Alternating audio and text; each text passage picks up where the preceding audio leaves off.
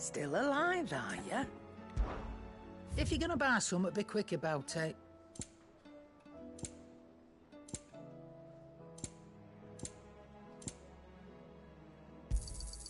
It'd better all be here. You'll not find a better price than that. You're rubbing me blind, you know. So what do I owe the honour? What do you want? No scratches, all right?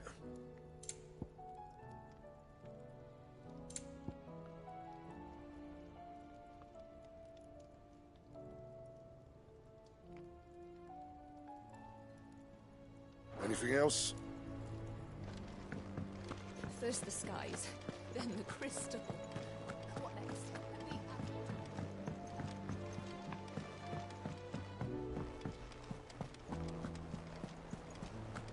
There's something about it. I feel like it's...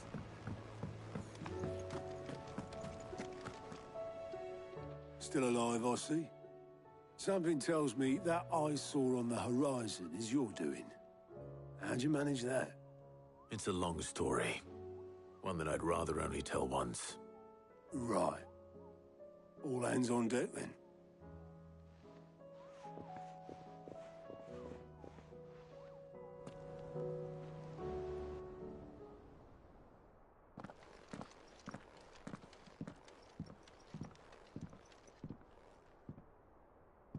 Is this everyone?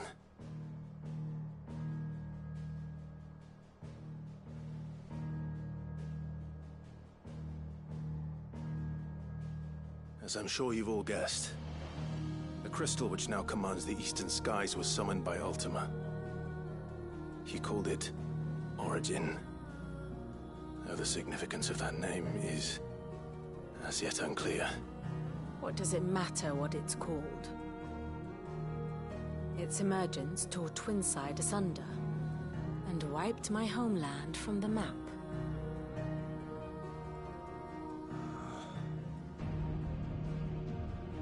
Mention of the Dominion spires can be found in the oldest of Valisthian records. But to the best of my knowledge, none provide any hint as to their true nature. That they would prove the horns of some slumbering demon. Well... The Dominion's demise was at least quick. Elsewhere, the Republican army cannot hope to contain the chaos engulfing Randalar. Canva is in flames, and the Empire. Our allies are crying out for answers. I've sent the Cursebreakers to give them what assurances we can, but right now that amounts to fuck all. They wouldn't be able to stop what the skies have started in any case. People here and across the realm grow sicker with every passing day. Could it be that this new Mother Crystal is like the others? That it draws upon the land's ether? It certainly looked that way from stone here. If that were true, it would explain the hastening spread of the Blight since the crystal's appearance. Would it not? And as the land's ether slowly rises to the surface, it pools, corrupting all who cannot channel its energies. Archay above, ether floods below, and in the middle, here we languish, hopelessly entrapped.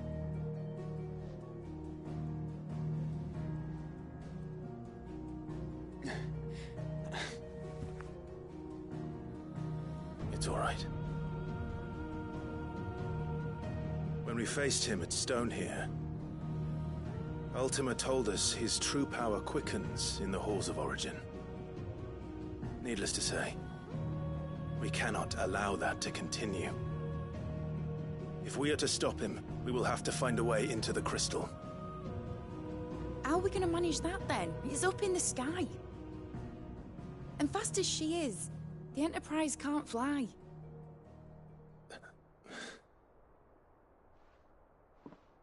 It's a lot to take in, and I reckon we'd all benefit from some time to clear our heads. The answer will come to us. Don't you worry. Ain't that right, Clive? Right.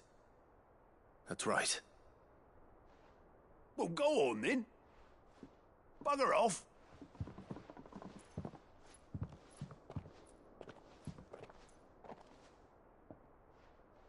Same goes for you, Clive.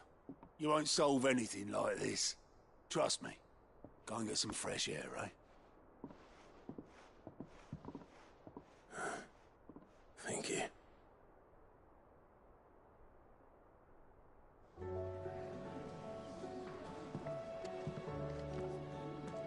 Joshua seemed upset.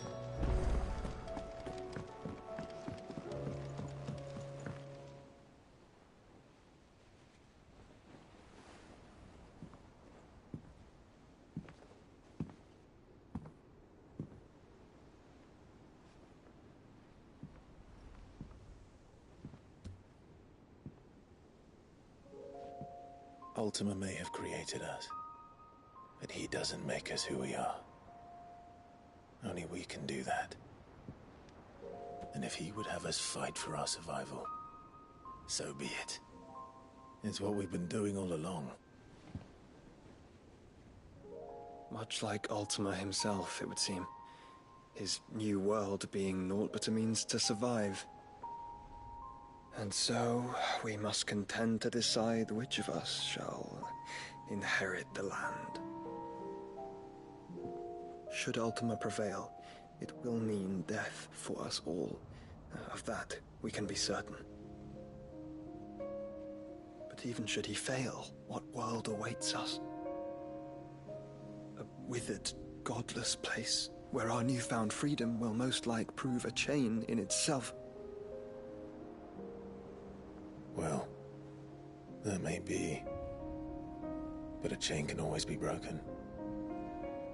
As long as one has the will to break it, it won't be easy. It may take generations, centuries of suffering. And that is, if everyone plays their part. But it will happen. And when it does, it will be on our terms. That is the world that awaits us. Indeed. And what better world could one wish for?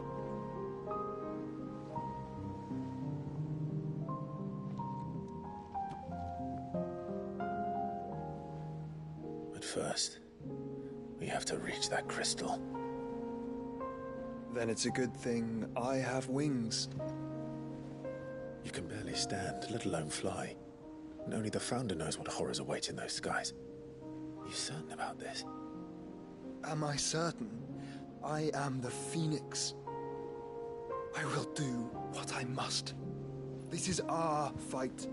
Remember.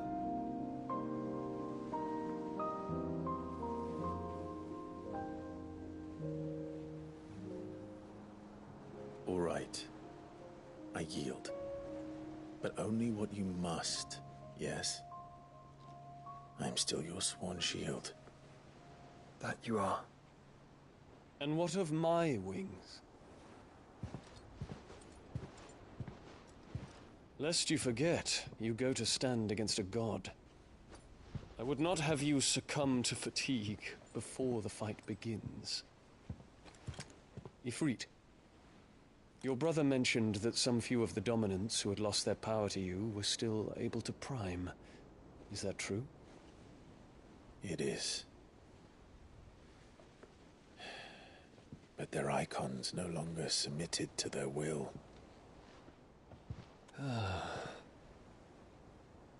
Then mine will have to be stronger. That you both might save your strength for the battle to come. You don't have to do this. If you do, there's a chance you might lose all you have left. And what have I but regret?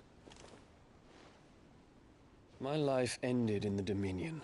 I fear death no more. Besides, I would have words with Ultima. He has much to answer for.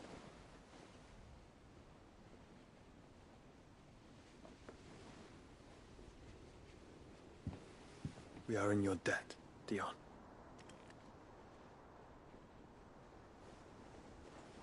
We can speak of debts when this is over.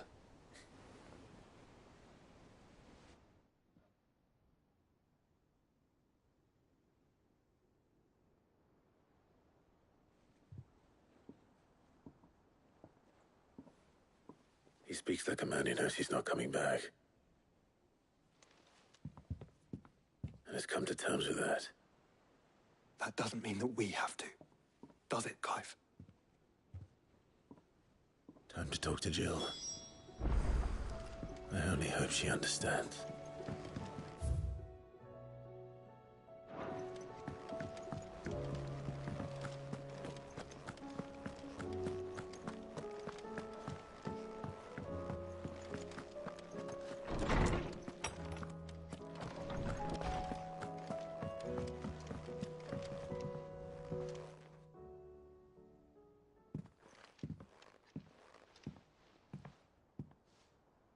Come to wish on a star. That might not be such a bad idea. This is it, Jill. You know what I have to do. Why I have to do it. There's no turning back now. This is where our journey was leading us. Where it will end, for better or worse. I could pray to Metia for you. But you'll be all right, won't you, Clive? You always are. I did promise we'd watch the moon together. I'll be waiting.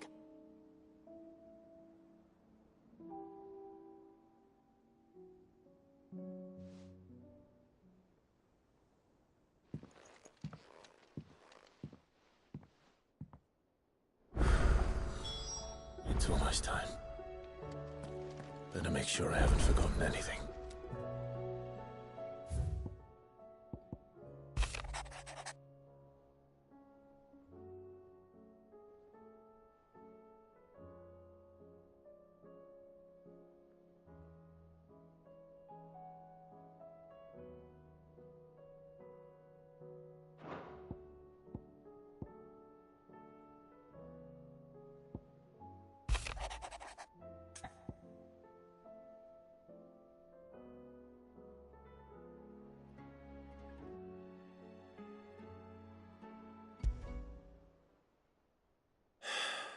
What is it this time, Torgal?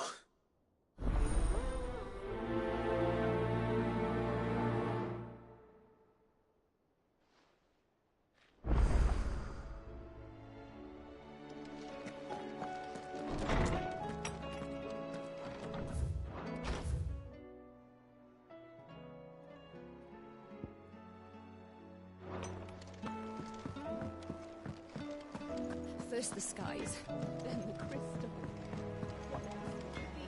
Say what you will. Maybe Karen has seen her.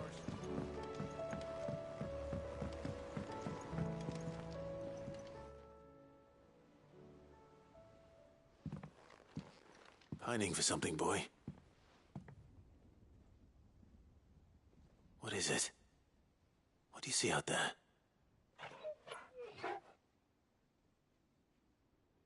I never did ask where you got that anklet of yours. From Sid, that's why. On the day he brought him home. That long ago? And you're only thinking to ask this now? Sid saw that the pup had a habit of gnawing on his leg, since you ask. Clap that there iron on him to keep him from doing it. What was wrong, boy? I'll take like as not. Must have been hard on the poor whelp losing his loving masters at such a young age. Doubly hard in being a frost wolf, torn away from his icons and all. Sid would always tell him, you want that iron gone, you find what it is you're looking for. I reckon what he were looking for was you. I'm sorry, Torgal. Sorry for making you wait so long. Let's get that thing off you.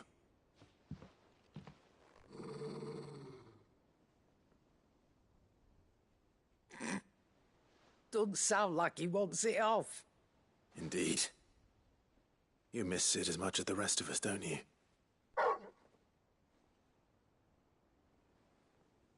You want me to go with you somewhere?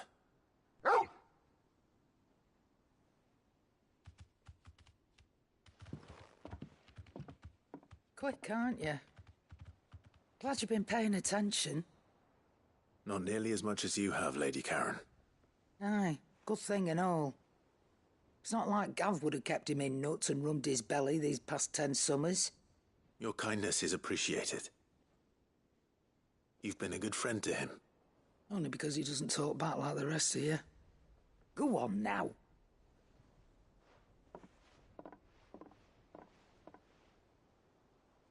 Where to then, Torgal?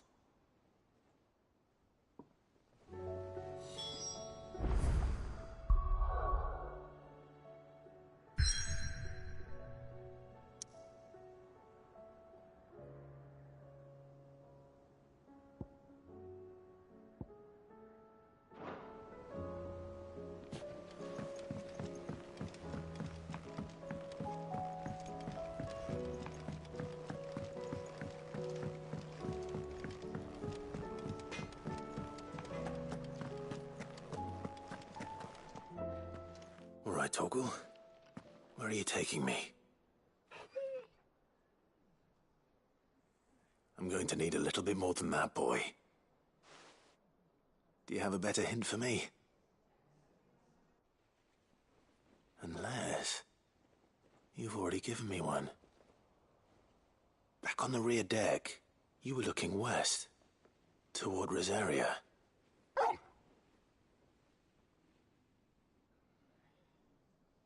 Why don't we try the rookery?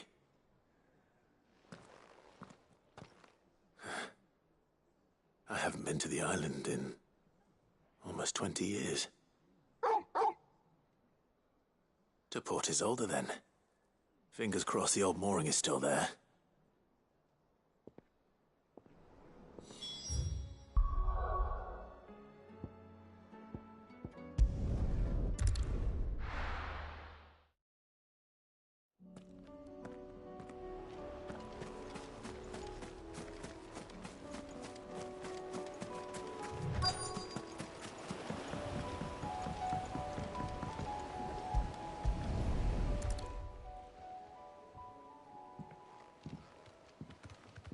It's still here. After all these years.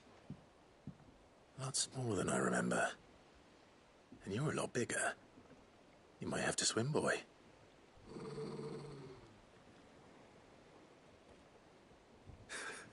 I wasn't being serious.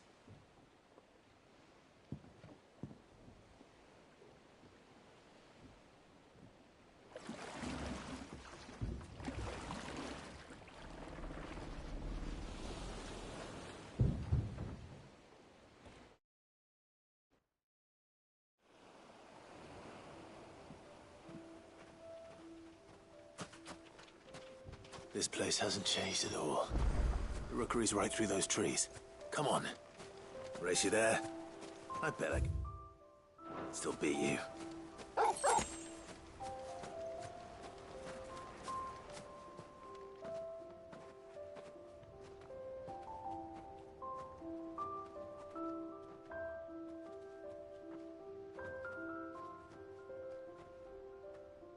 Here we are. This was our hideaway. Wasn't it, Torgal?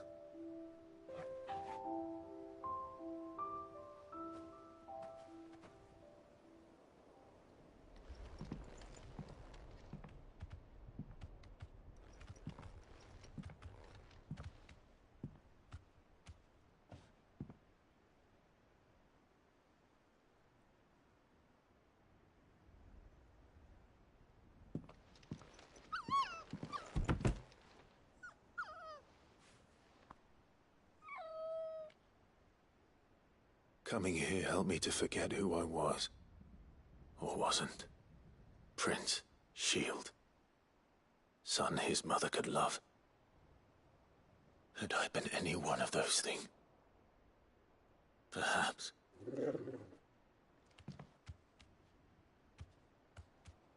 What is it, boy?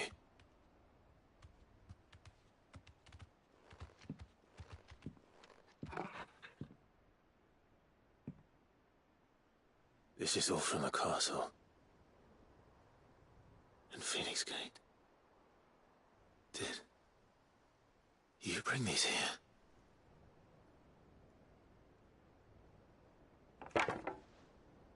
My sparring sword.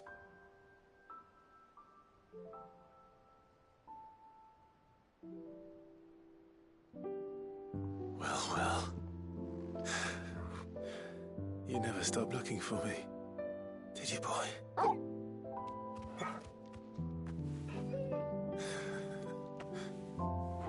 Thank you, Torgal, for never giving up, for never forgetting.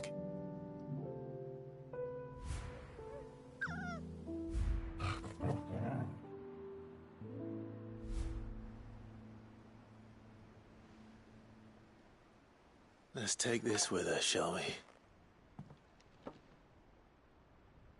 So I don't forget either.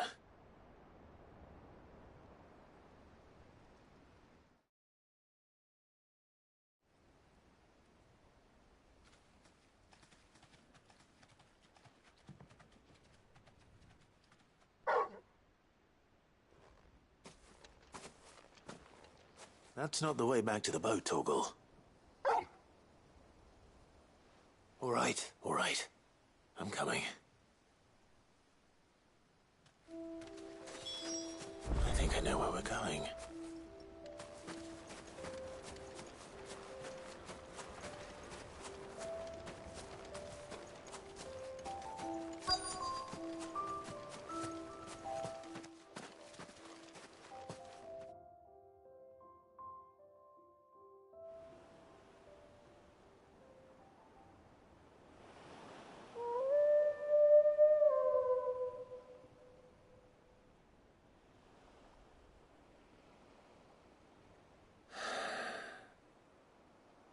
People always talk about the importance of putting the past behind you. But without it, we wouldn't be who we are today. And we certainly couldn't steer our way to a better tomorrow. Come on, Torgal. Let's go home.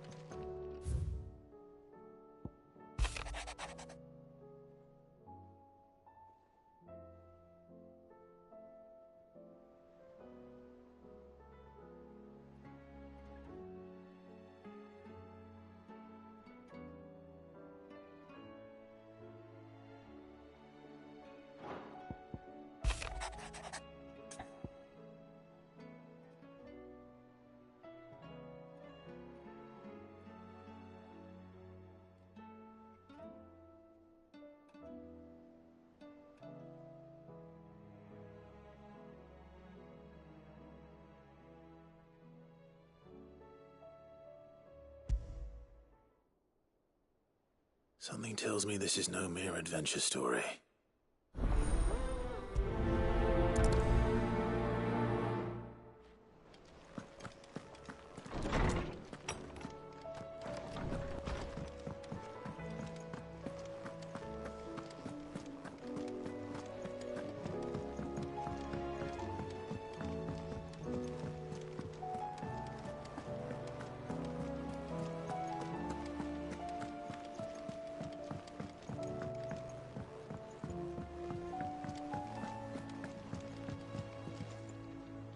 Vivian, I read your note, and I'd be happy to help you find the book you're looking for.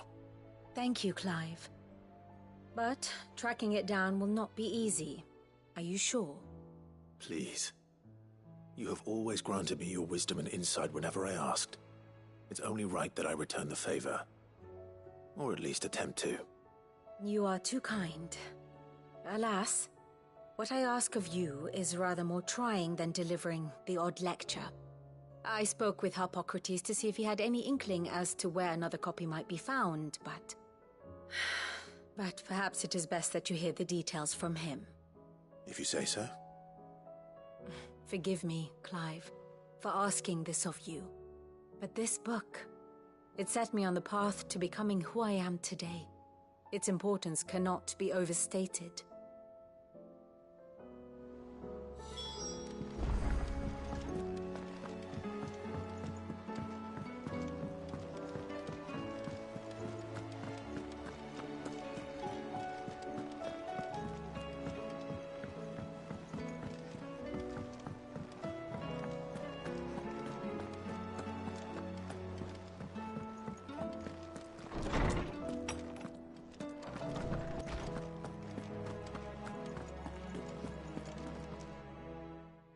Clive, my boy.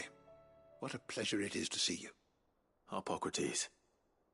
There's something I need to ask you. I've been charged with locating a book called From a Distance. Then you seek a rare gem indeed. One whose name I had not thought to hear from your lips. You've been talking to Vivian. Right as always.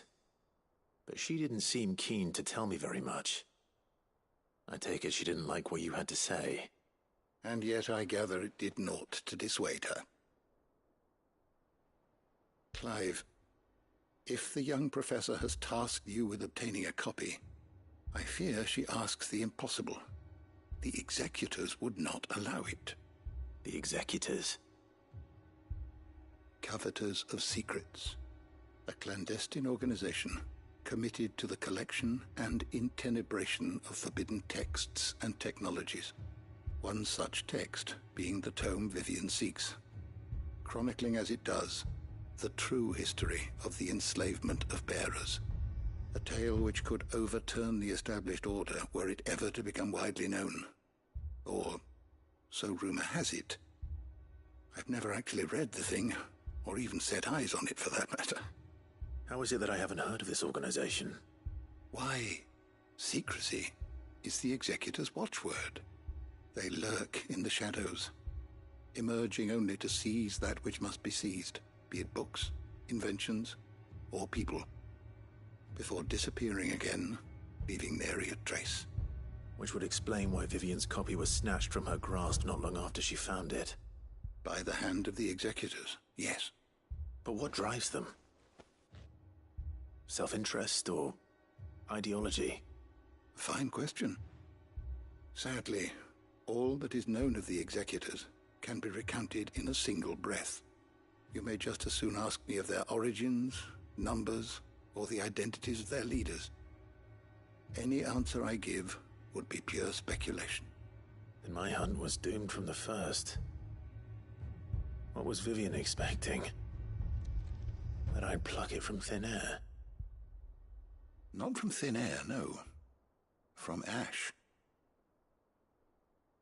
Rumors of the executors are rife among the scholars of Storm, but rather less so across the strait. I have a friend.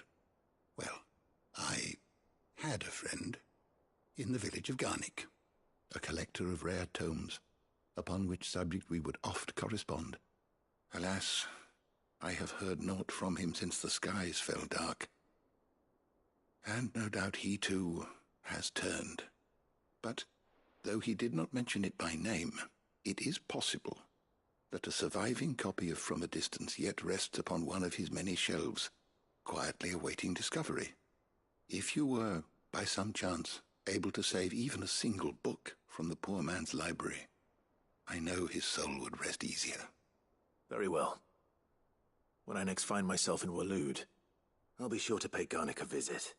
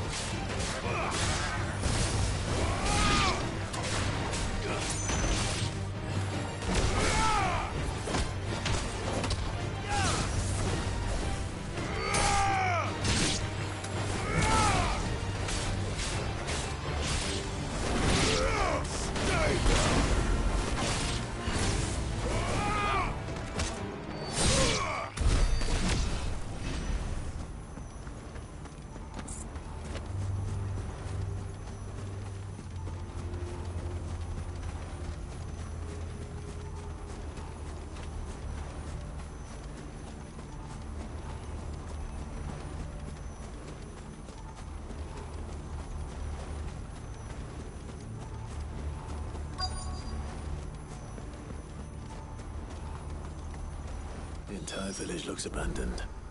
Now, which house would a bookworm live in?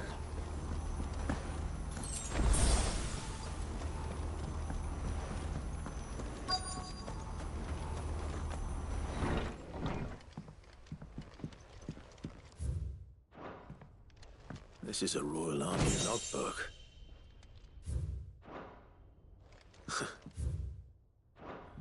His interests were certainly varied.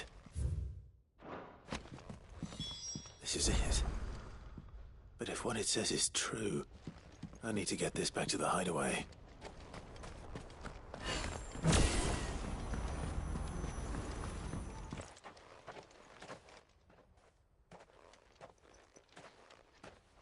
Leaving so soon, stranger?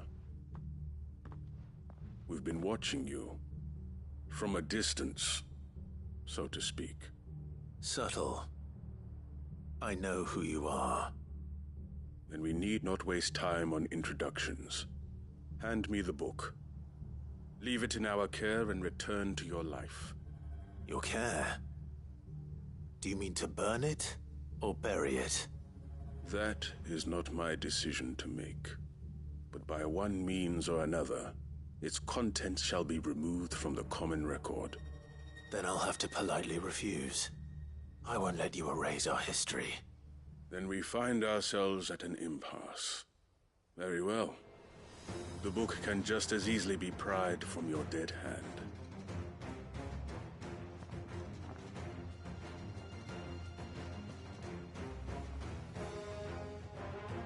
Let's see, shall we?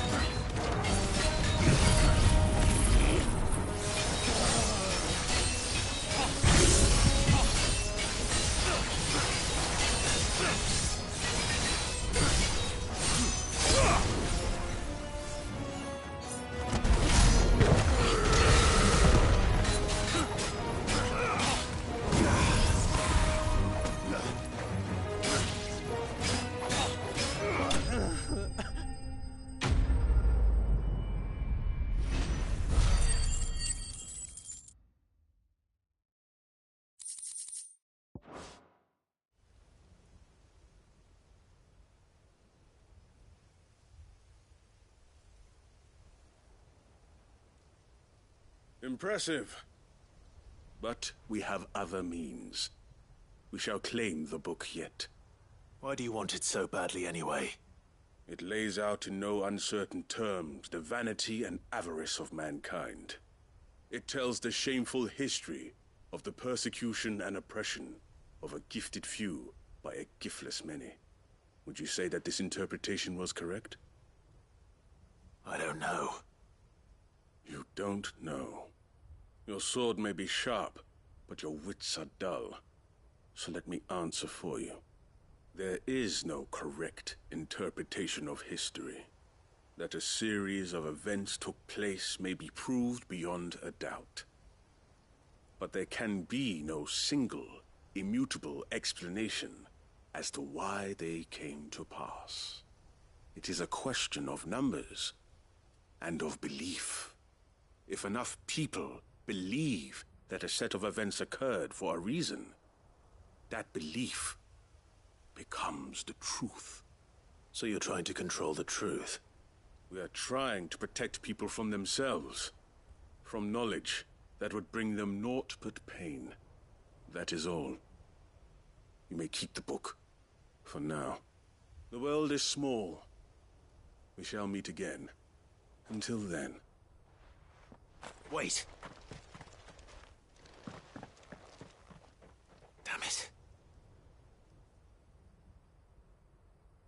Let's get this back to Vivian. Perhaps she can explain what that was all about.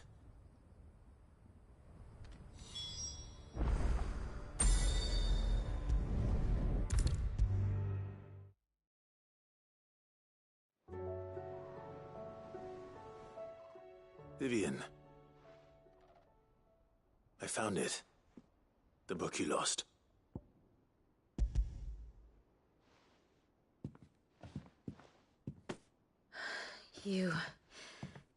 You found it.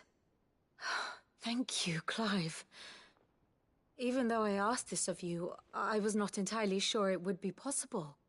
I feared the executors had seized every copy. I met with one of these executors, and I convinced him to let me keep it. He told me something.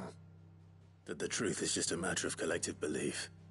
And that if enough people believe a lie, that lie becomes the truth. It does. But it also means that the truth is not immutable. That it can be changed. Provided that those who wish to change it can convince enough people that their perspective is the correct one. As the sad history of the Bearers proves.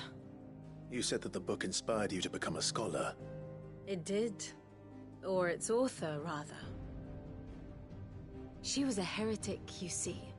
A firebrand and a dissenter. A gallows stood ready for her in every corner of the realm.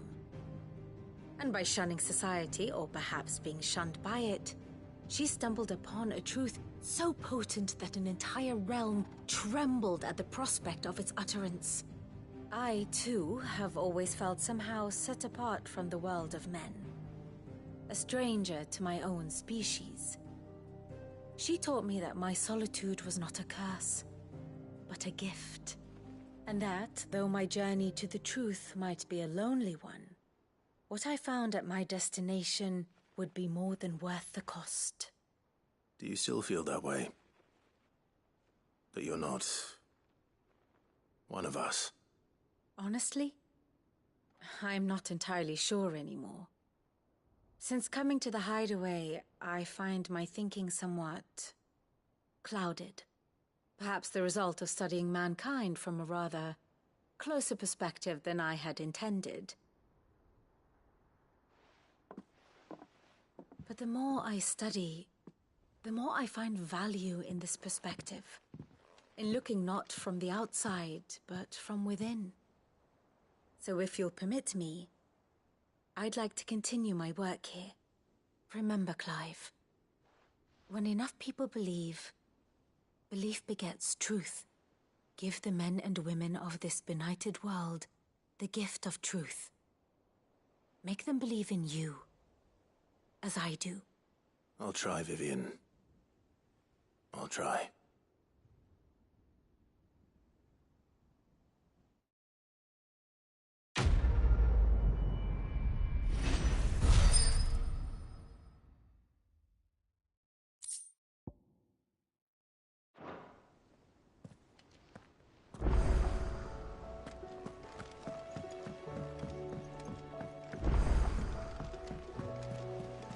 There's something about it. I feel like it's calling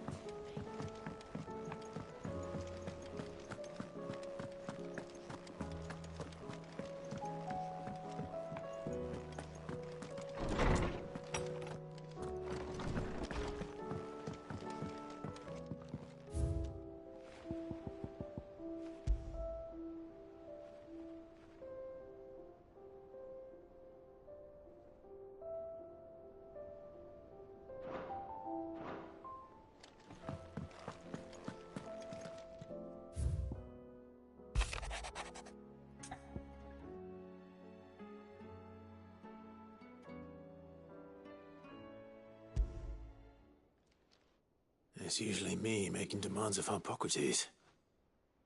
I wonder what this is about.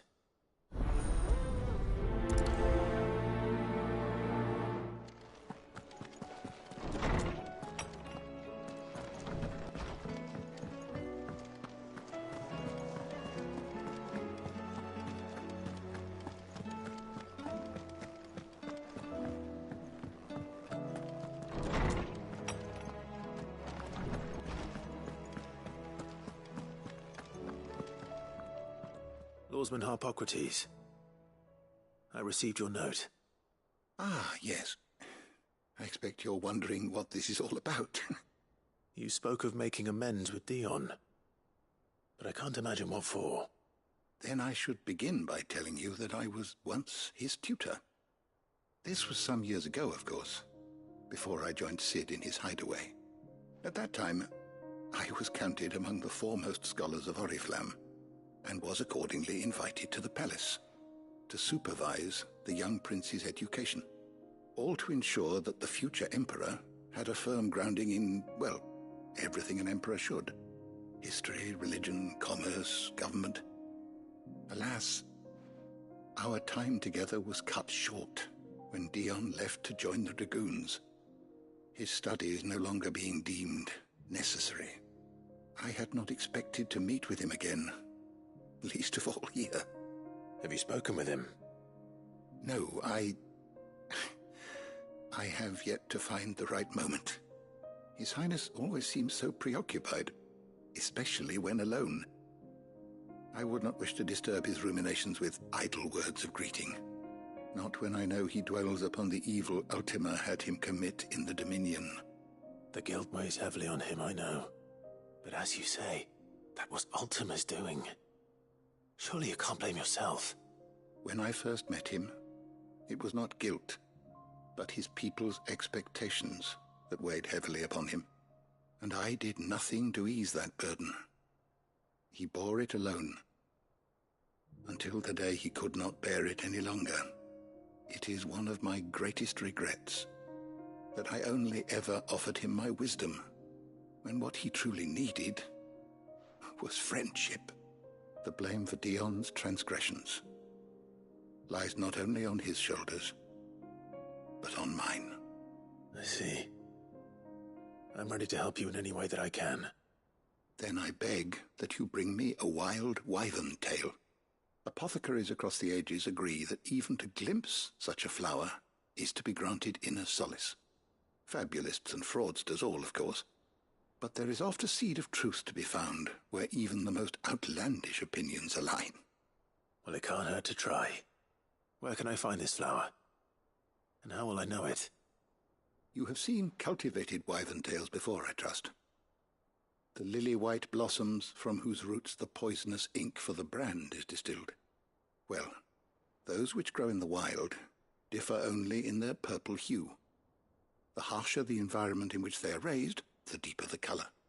There is a waterfall in Rickmal's roost across the strait, where the flowers once grew in abundance. Whether they still survive there, I know not. But try as I might, I can find no likelier location. It's all right. I'll find you a wyvern tail one way or another. Thank you, Clive. And please, be safe.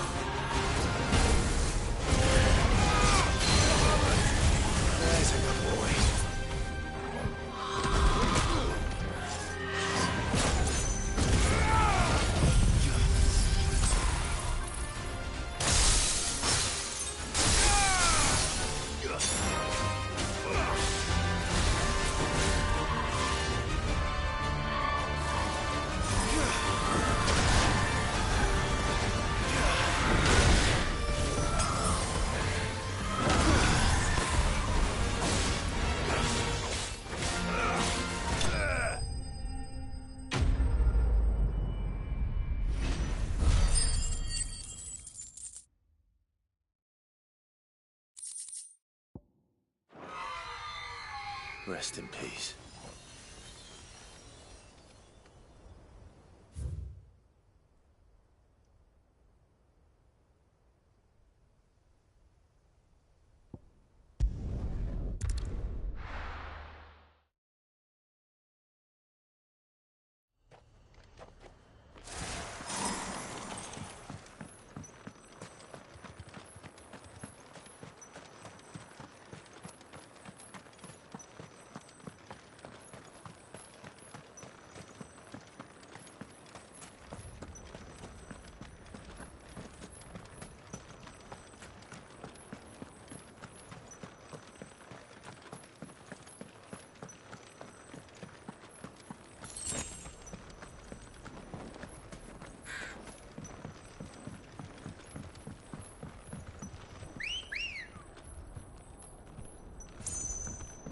Good girl.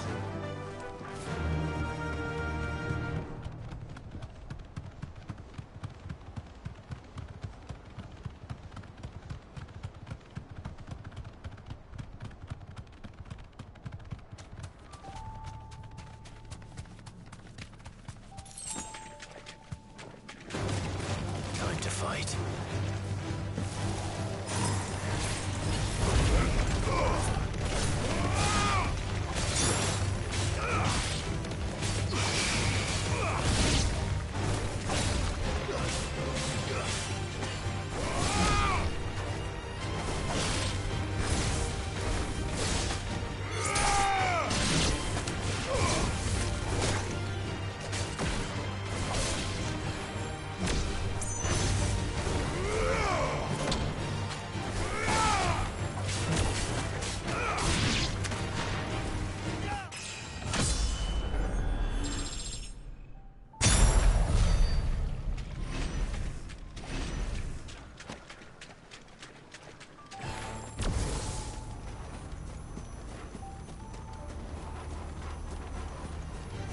This won't be easy.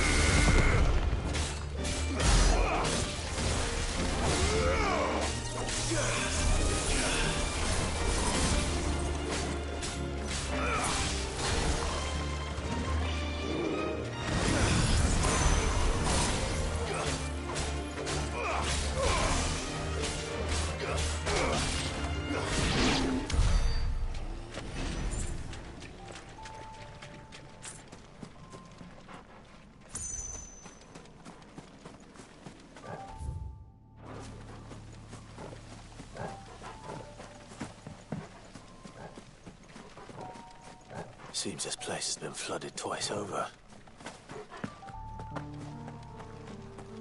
Purple flowers blooming next to a waterfall. Shouldn't be too hard to find.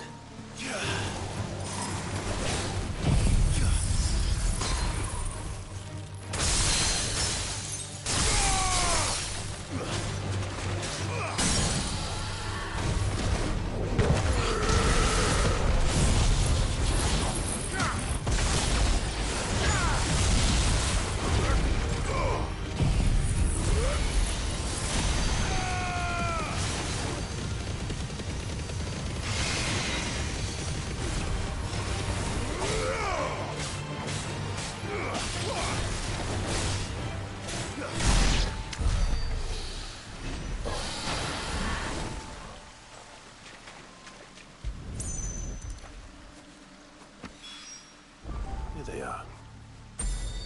Might as well pick enough from lunch, I suppose.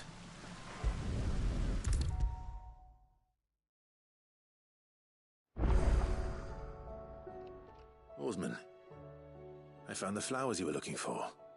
You did? I think I did.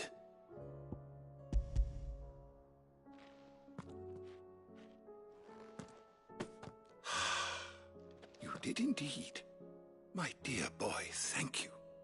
You wanted to make Dion a gift of one, did you not? Shall I invite him to join us? Oh, I don't... It's no trouble. I'll go and fetch him.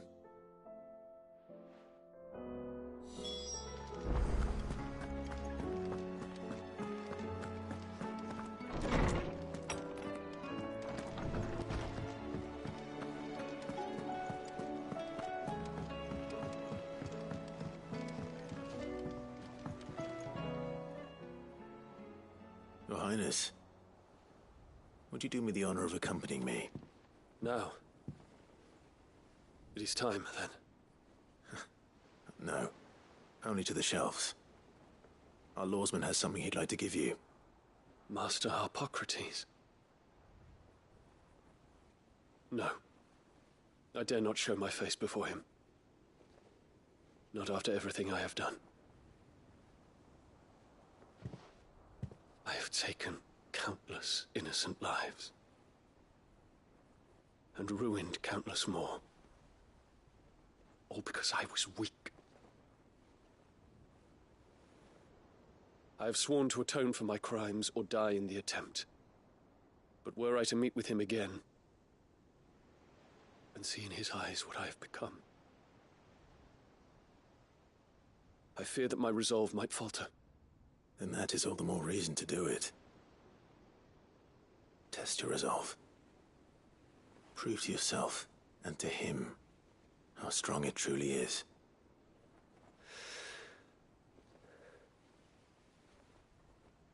You are right. I must, at the very least, offer him my gratitude. Very well, then. Take me to him. Follow me.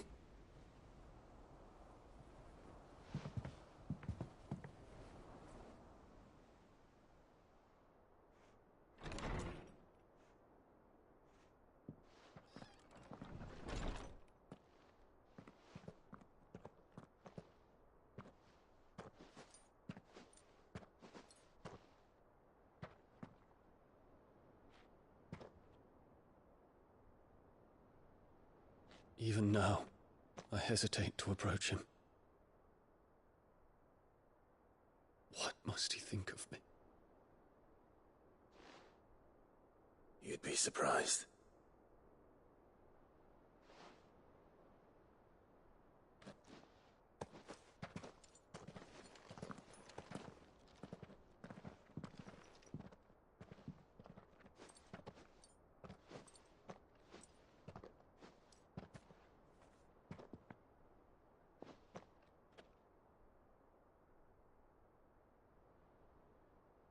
Master Harpocrates, pray, accept my apologies for leaving your tutelage before my studies were complete. Your lessons opened my mind to a world quite unlike the one I had imagined from within the gilded confines of the palace.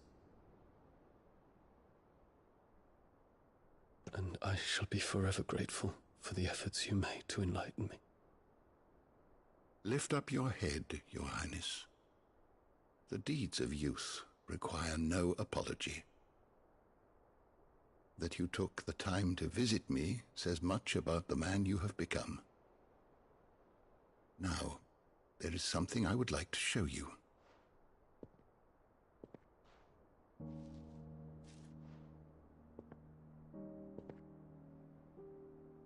Is that a wyvern tail? The color is unfamiliar to me. Because it is unique to those found in the wild. Something in the harsh environments in which they grow lends them this striking hue. Their roots are indistinguishable from those of their hothouse cousins, but once they bloom, the difference is immediately apparent. In this flower, I see you, Your Highness. Its roots were the roots of a wyvern tail, with all that implies. But they do not define it, just as yours do not define you. I want you to have it, that it might remind you of this truth.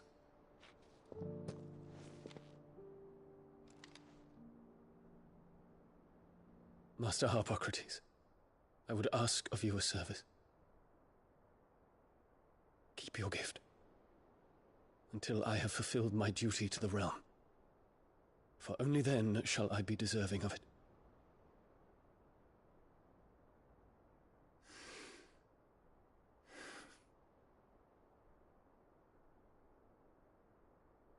As you wish, Your Highness. I shall await your return.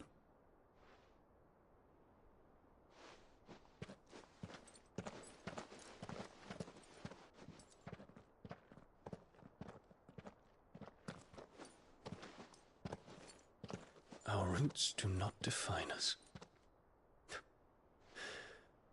No wonder my stepmother didn't like him. For reuniting me with memories I had thought long lost.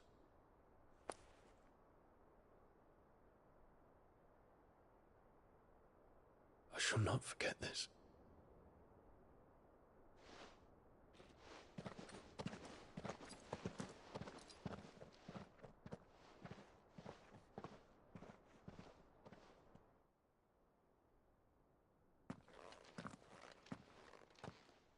Thank you, Clive.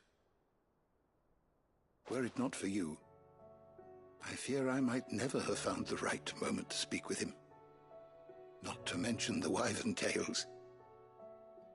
I shall plant their seeds, that I might not disappoint His Highness upon his return. I hope the soil in the hideaway is to their liking. Why, these flowers bloomed in the bleak, black wastes of Waloed. I'm sure Nigel's yard will suit them to a T.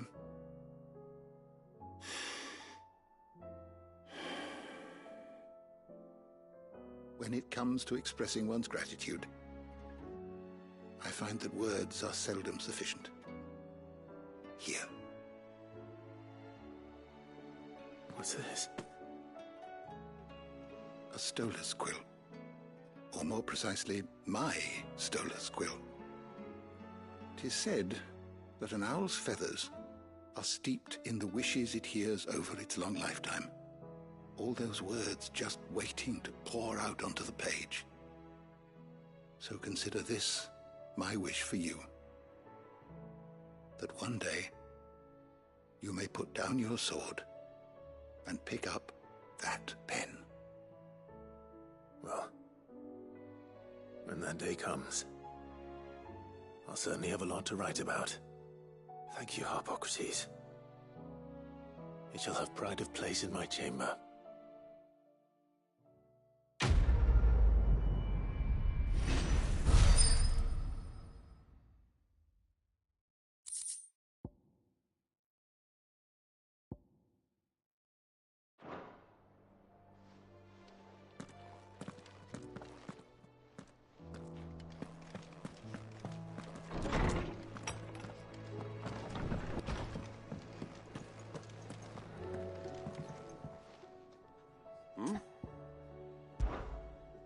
Clive, my boy! Rutherford informs me that we owe you our thanks. Hadn't intended for you to get involved, but such are the times we live in, huh? I would have done the same for anyone else. You're far too modest, Clive. You'd make a terrible nobleman. But tell me, is the realm truly in as dire a state as Rutherford suggests? From what little I saw, you were right to be worried. I suppose I should have expected the worst. But I was rather hoping the great and good of the realm might have things a little more under control. Alas, it seems that firm leadership is in short supply these days, and without it, the people are bound to lose their way. We must move quickly. But where do we start? True, the challenges that face us are many. But in my estimation, there are two key areas to be addressed before any other. The realm's armies and her larders. As you've seen firsthand, it's every man and woman for themselves out there. Certain cities have banded together to try and maintain some semblance of order, yes, but such cases are few and far between. And yet, the only remedy for the chaos that faces us is unity. A unity that transcends even the borders laid down by our ancestors. In short, if Storm does not stand together, she will fall apart. But how would one even begin to unite the realm? The armies, my boy. As I told you already, we begin by restoring order among the ranks of those sworn to maintain it. Sadly, I doubt I could convince even the lowliest gaggle of privates to dig a latrine together. But I do know someone the High Commanders have been known to listen to on occasion. Field Marshal Eugen Havel. I thought he was retired. He was, until an Akashic army tore through Randalar and killed most of the rank and file. There is no man alive more capable. Literally. And as luck would have it, I've already spoken with him on the matter. Of course you have. And he's agreed to help. On one condition. That he first speaks with you personally. Havel has always been a man of frustratingly rigid principle, and he has certain qualms about clasping arms with, well, with an outlaw. I extolled your many virtues as best I could, of course, but the old goat was adamant that he be allowed to appraise you in person. You don't mind, do you, my boy? Of course not. As long as chaos reigns, we will never build a better world. I'll do whatever it takes. And if the Field Marshal wishes to speak with me in person, then so be it. That's the spirit. I'll leave for Randalar at once. Would you send a Stolas? Of course. Rutherford is already in the Dalmekian capital. I'll have him tell Havel to expect you forthwith. Excellent. Thank you, Uncle. No, thank you, Clive.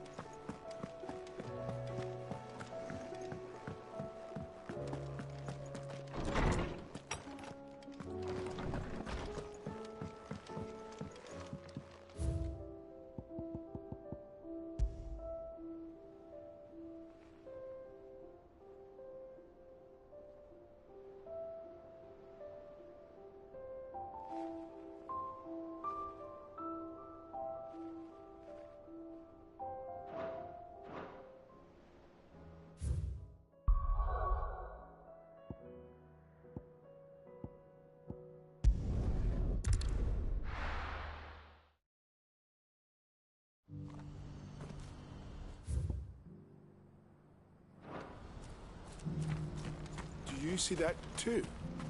Ambrosia won't help me here.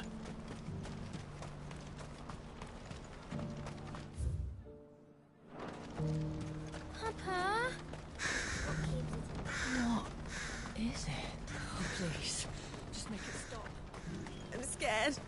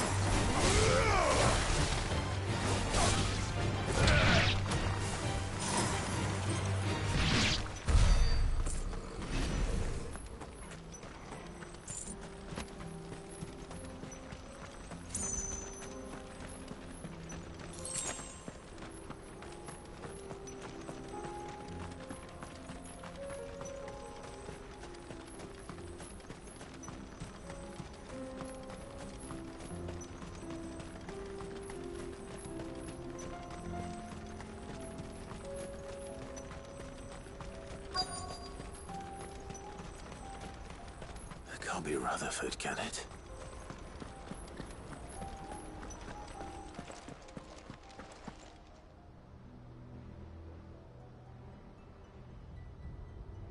Turncoats and cowards, the lot of you! If it's a fight you want, it's a fight you shall have! Allow me. I don't need your... Please, Field Marshal, oblige him. This won't take long. You're right. It won't. Men, finish him.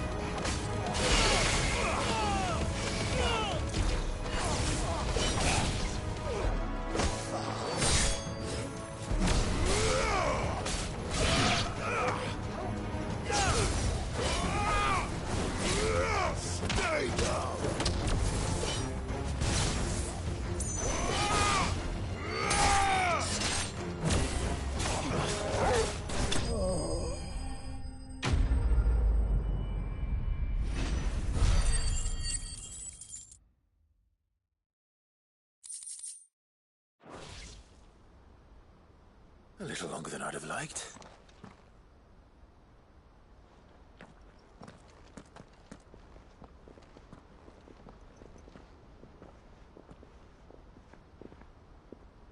Field Marshal Havel, I presume. Are either of you injured? No, my lord. You arrived just as our escort turned on us. Fucking traitors! I'd heard reports of soldiers in the outlying regions abandoning the oaths they swore. But I hadn't thought the corruption had reached so close to the heart of the Republic. It's a fucking disgrace. Your interfering old bastard of an uncle tried to warn me, of course. My lord Marquis. Or is Sid the Outlaw more to your liking? Call me what you want. It doesn't change who I am, or the urgency of the message I bring.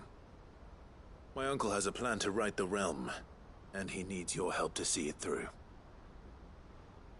Before I agree to anything, I'd have you answer one question. What do you stand to gain from all this? I won't deny that I might benefit from further chaos.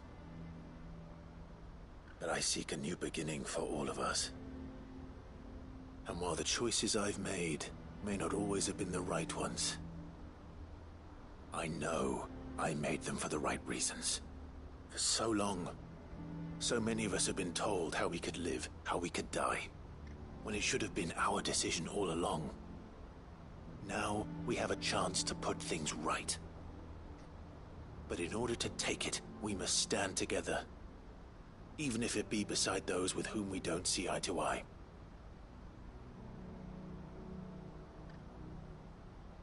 Certainly not the words I expected from an outlaw.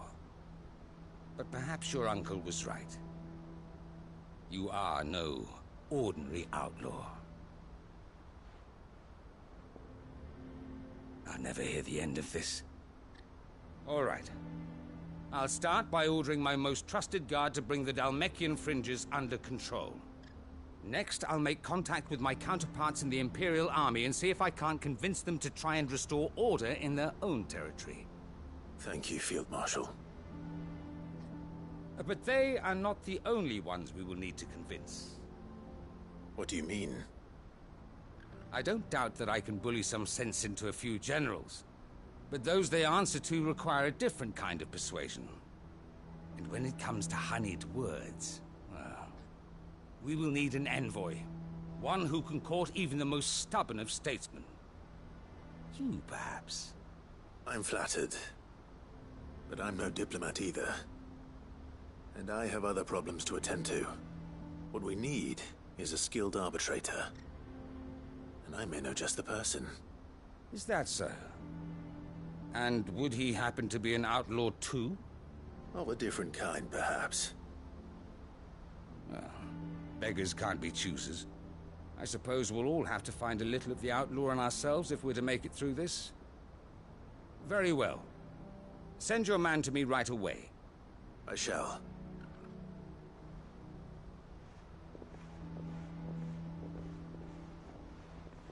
My Lord Marquis. Your Lord Uncle bade me escort the Field Marshal to his manor in Port Isolde. And I will see that my associate joins you there. Very good, my lord.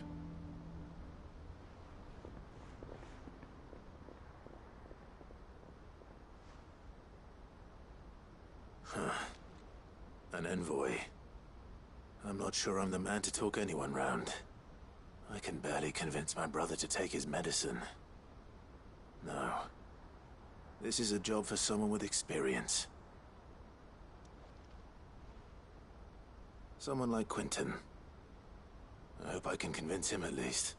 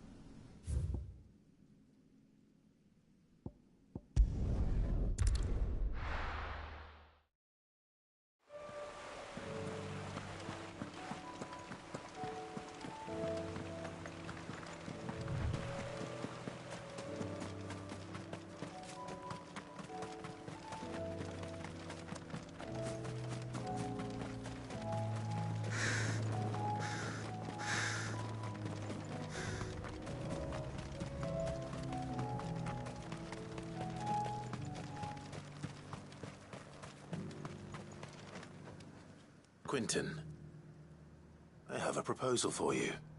Do you now? Something tells me you'll be asking more of me than a cask of Gotand gold. Go on, then. Propose.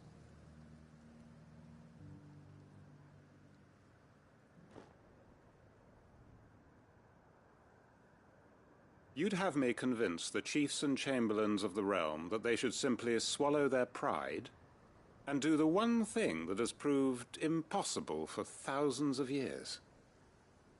Was there anything else? Perhaps I can fetch you a meat pie as well. I know it's a lot to ask, but I can think of none better suited to the role. And you'd have me give up what little I have left to do it. I told you, Clive. The people of Lostwing are my family, and I cannot abandon them. You'll have to find someone else. I'm sorry to hear that. So am I. And why might that be? What he's asking. How's it any different to what you've done so far? They want you to speak for those who can't speak for themselves. That's what you do best. If it's the vineyard you're worried about, We'll see that the grapes are picked and the tons filled. You know we will. It's not that. Then what is it? You said yourself we're family. Don't you trust us? You know that's not what I'm... Then what are you saying? That only we are worth saving? Why turn your back on everyone else?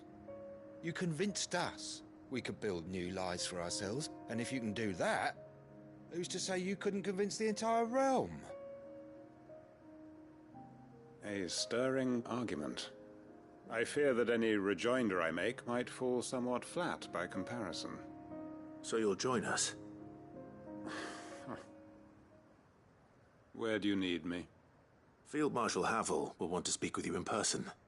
He's currently in Port Isolde. I can arrange for a party of Cursebreakers to accompany you there. That would be very much appreciated. I hear the roads are far from safe these days. Hopefully not for long. My uncle will want to know that his plan is taking shape.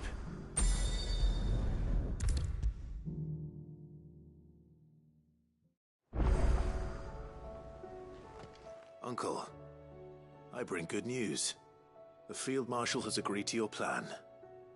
Ha! Of course he has. I didn't doubt you for a moment, dear boy. Rutherford is accompanying him back to your manor in Port Isolde as we speak. They will await your return there. As will one other. One other? Who, exactly? Lord Havel was concerned that even if he could get the realm's armies to agree to an accord, he might not be as successful in convincing those with political power. He asked if I might have a solution, and I suggested a certain Imperial Lord Magistrate turned Liberator. One of your co-conspirators? Master Quinton would probably call me one of his, but yes. Another outlaw, then.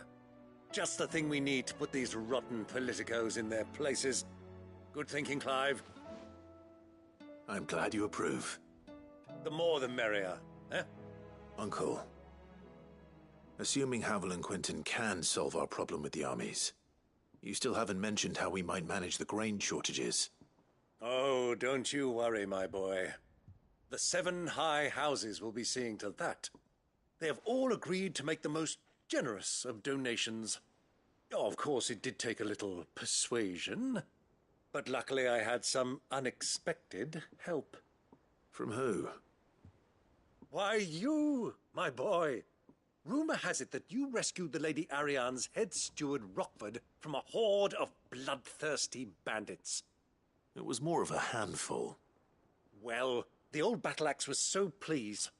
She had a shipload of talents delivered to my private docks by the next new moon. And when the other houses saw the parsimonious old crone's purse strings finally loosen, they as good as tripped over themselves in the rush to follow suit. I'm happy to hear it. Now, I must be getting back to the manor.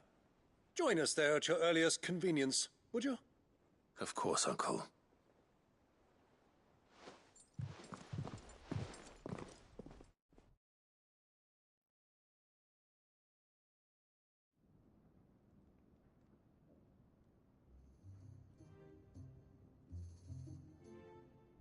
And how, pray tell, will we get that grain to the capital if the roads are still overrun with Akashic?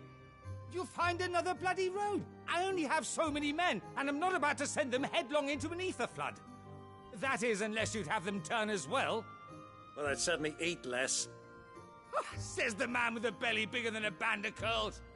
My soldiers actually need their rations. Without any food to keep them going, they'll be dead even before you've sent them on your fool's errand. If I may, gentlemen, perhaps I might suggest an alternative approach.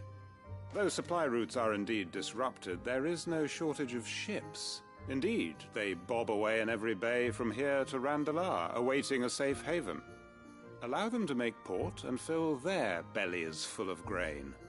And once those who crowd the cities are fed, ferry the displaced back to the countryside to work the fallow fields.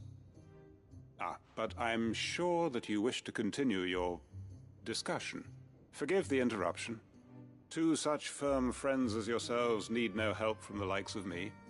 Rutherford spoke fondly of the great bond between you. Us? Friends? I can't stand the man! Clive, I'm beginning to question the quality of the company you keep. And what kind of company were you expecting him to keep? The man's a criminal! Criminal? How dare you? You are not fit to breathe the same air as this fine, upstanding young gentleman. Upstanding? He calls himself Sid the Bloody Outlaw! Once more onto the breach.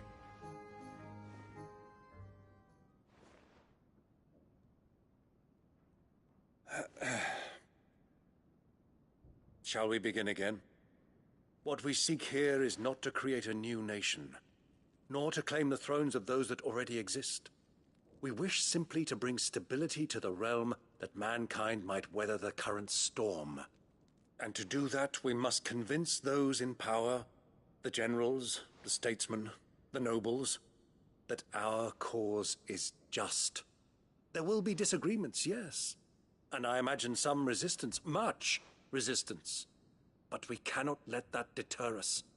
If we show them the path, show them that we walk it ourselves, then I am confident they will follow. The fate of the world lies in my nephew's hands, but the well-being of her people lies in ours. And we must not squander the chance that Clive has given us. Uncle Byron, Now, with that settled, let's move on to the signing of the Accord. For what great moment in history hasn't been accompanied by a little ceremony?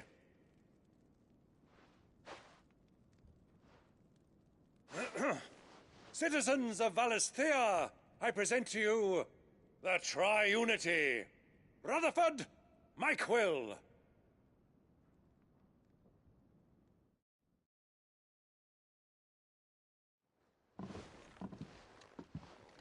Well, my boy, the stage is set.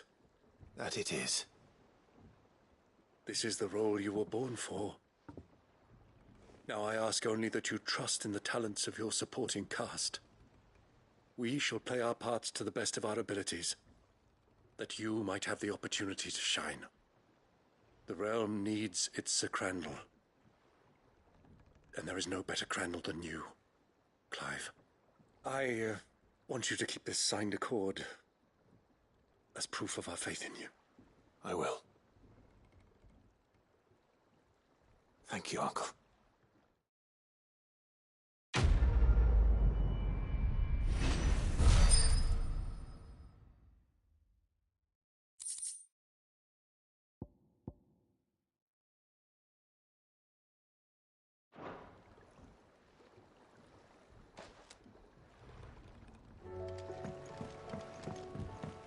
What do you think that thing